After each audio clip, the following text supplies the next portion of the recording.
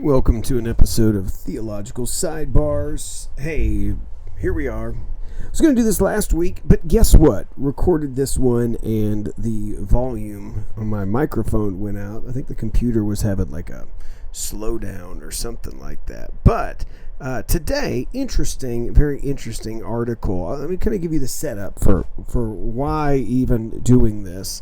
I was on YouTube. I was watching listening to a podcast, and I saw this ad come my way, and it was a ad for a group that were called Starseed people. Here's the deal. The ad caught me by surprise. It was one of those things where it was kind of like, hey, there's this guy who was there, and it's like, hey, do you not feel like you fit in? And the guy's like, stroke his chin, right? He's like, do you long for another home, right, than this, right? Just kind of like, oh, do you like fantasy or something like that? And it was just this weird thing, and all of it's like, these could be signs that you are truly a starseed. And I was like, I have no clue what that is. Never heard of that before. But did a little digging, and here we are. This is a group of people that I want you to kind of look at. This is from an article called The Conversation. Not quite sure about them, but it seems like a fairly balanced article on this. Starseeds, psychologists on why some people think they're aliens living on Earth. So here's the gist of it, right? These are people that believe that there's some sort of alien spirit starseeds living inside of them. I have some thoughts on this, but I'll share those in a minute. There's a new group of people on Earth, and this is from 2 years ago, who believe that they're aliens, star people or starseeds, are individuals who believe they have come to Earth from other dimensions to help heal the planet, guide humanity into the golden age. I thought Donald Trump hands the golden age, regardless. Period of great happiness, prosperity, and achievement. So there is this idea that they're here to help us, right? Might sound a little crazy, but an internet search for the term brings up over 4 million results, and there are scores of people posting videos on TikTok, Instagram, Facebook who believe they originate from another world. Indeed, content with the term starseed has over 1 billion views on TikTok. Let me stop. Sadly, I have now included myself in this number of people who have looked for it. But yeah, even just now, just kind of while I was working on something else, I just played in the background. Like I started playing somebody talking about being a starseed, right, and what that was, and the way that they could tell that they really were one. And so that was something that. These like 30-minute videos of these people just talking about how they know that they're from alien planets and how they don't belong here and all that stuff. Just very interesting how they know these things. I'm not quite sure, but the article kind of helped a little bit more of that. By the way, this stuff used to be like considered like science fiction fringe. I still think it's somewhat fringe, correct, but I think this is becoming way more mainstream. I think there's a root here of what's going on. We'll talk about that in a sec. Let's see. Unlike Earth souls who are said to reincarnate on Earth, so that's the idea. There's reincarnation for Earth people. Starseeds, they have reawakened from another planet to be born here. So these are alien souls who have come to this planet. They're conduits between the divine realms and the Earth that can transport between galaxies via meditation. That was right. I was listening to one girl who was talking about her meditation that led her to see the planet that she came from. They also believe they can communicate in light language, a form of communication that's said to bypass human limitations and the language of the soul. It comes from Bob Steiger, who wrote it. Let's see. Here's the ways that you can tell. So, by the way, this is not that somewhat kind of similar. If you remember... made a lot more prominence a little while ago. It was in the spotlight when you're looking at like Scientology. It's kind of the same idea. You have these alien souls trapped inside these bodies. Here, these seem to be creatures that have purposefully reincarnated into these human bodies. So the idea is, like, even as I was listening to some of these people, these are she called us humans meat socks, and there's a star creature that's inside. And it's interestingly enough, she said primarily benevolent, but there are others that are, malevolent. Anyways, believers claim, this is the part that I think is that I deserves some comment, maybe some criticism. Believers claim there are several ways to tell if you're a starseed. These include searching for the meaning in life and feeling a lack of belonging. So let me get this straight. If you believe that there could be more to this life, that there must be meaning besides just a purely naturalistic evolutionary perspective, that materialist worldview, you could actually be an alien. If you're looking for if you have a lack of belonging, you don't really fit in. You don't really have a lot of friends. It may not be because, I'm just going to say it, you're a weirdo. It could just be that you don't, because you're starseed. Being spiritual, possessing a strong sense of intuition, knowing, are also qualities of a starseed. These are, look, there's this idea, right? I think if you read a little bit more in here, these are people who just feel like they don't really belong here, right? They have this deep desire to connect with something else, and they've found fantasy. That's kind of, the article talks a little bit more of the psychological piece as they've tried to deal with this. They're saying that these are empathetic, sensitive. They have an issue sometimes with their body. They don't feel comfortable in their body. They want to help humanity, but they're getting overwhelmed by life on Earth, and so recharge by spending time alone. They have a desire to explore, experience cultures and spheres. You like traveling? Could be. It helps star people, and then they provide novel insights into existence. Let's see.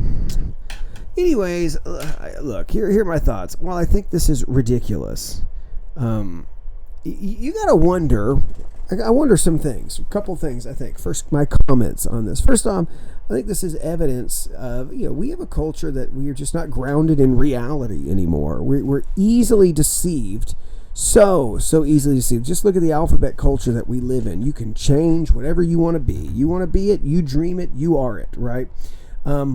This, in this case, is this is kind of teetering on the, I want to be, I'm not that. I know that I'm this or whatnot, but I feel like I belong to something much deeper, so much more.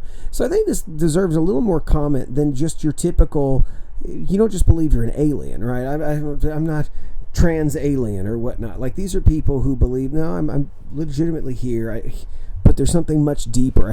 There must be a deeper existence here.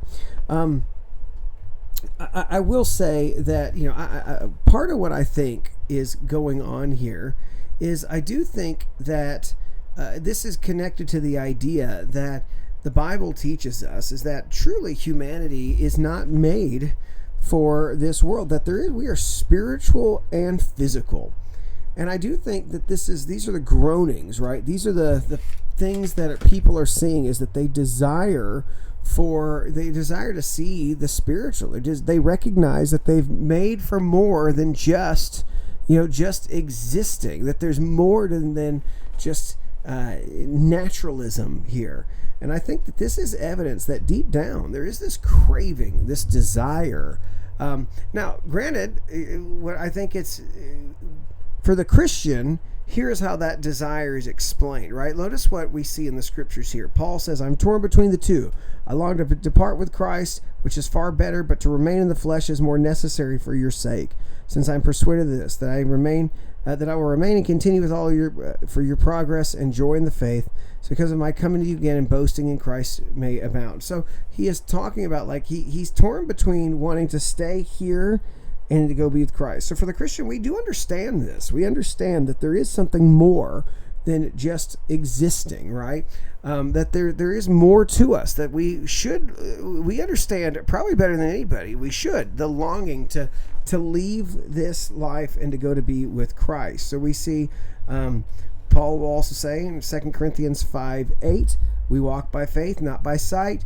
In fact, we're confident that we prefer to be away We prefer to be away from the body and at home with the Lord. So deep down, the longing that is for the Christian is that we were not made for this world, but we were made for Him, to belong to Him, to be with Him. In fact, that's kind of like the whole story of the Scriptures, right? Humanity is made in His image, starts with Him. We are kicked out. And really, the rest of the story is about coming back and becoming His people, being His people again. For the Christian, you recognize that, that Jesus even says this about us in John 17. I've given them your word, talking to the Father about His disciples. The world hated them because they are not of the world, just as I am not of the world.